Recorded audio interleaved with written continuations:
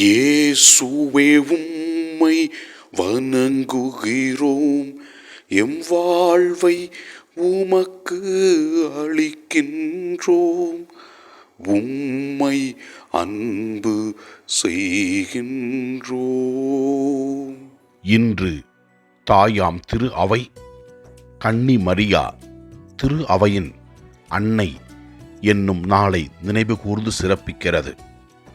முதல் வாசகத்திலே நாம் பார்க்கிறோம் எவ்வாறு அன்னை மரியாளும் அப்போஸ்தலர்களும் ஆண்டவர் இறந்த பின்பு ஒன்றாக கூடி ஜெபித்தார்கள் என்பதை பற்றி விளக்குகிறது.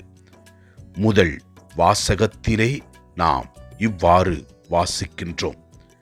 இயேசுவின் சகோதரர்களோடும் அவருடைய தாய் மரியாவோடும் இணைந்து ஒரே மனத்தோடு இறைவனிடம் வேண்டிக் கொண்டிருந்தார்கள் என்றும் அப்போஸ்தலர்கள் அவர்களோடு இருந்ததை பற்றி தெல்லம் தெளிவாக விளக்குகின்றது.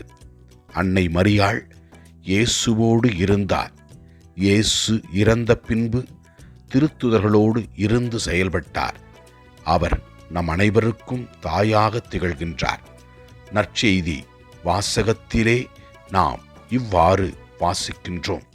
இயேசு தம் தாயையும் அருகில் நின்ற தம் அன்பு சீடரையும் கண்டு தம் தாயிடம், அம்மா, இவரே உம் மகன் என்றார்.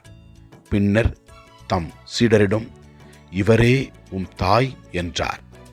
அந்நேரம் முதல் அச்சீடர் அவரை தம் வீட்டில் ஏற்று ஆதரவு அளித்து வந்தார் என்று கூறுகிறது நற்செய்தி வாசகம். அன்னை மரியாள் இயேசு கிறிஸ்துவை இழந்தபோதும் இயேசு கிறிஸ்துவை அறிந்த அந்த அன்னை மரியாள் திருச்சபையிலே திரு அவையிலே முதல் இடத்தை வகுத்தார். அவர்களை ஒருங்கிணைத்தார். தமக்கிருந்த துன்பங்களையெல்லாம் பார்க்காமல் திருச்சபையை வளர்த்தெடுக்கும் தாயாக திகழ்ந்தார். இன்றும் நம்முடைய உள்ளத்தில் இருக்கிற எல்லா கவலைகளையும் துன்பங்களையும் அன்னையிடத்திலே ஒப்பு கொடுக்கும் பொழுது அவர் நமக்காக பரிந்து பேசி அற்புதங்களை செய்து கொண்டிருக்கிறார். எனவே அவரிடத்திலே ஒப்பு கொடுத்து ஜெபிப்போம். எல்லாம் அல்ல இறைவன், தந்தை, மகன், தூய ஆவியார் நம் ஒவ்வொருவரையும் ஆசீர்வதிப்பாராக. இயேசுவுக்கு புகழ். மரியே வாழ்க. ஆமென்.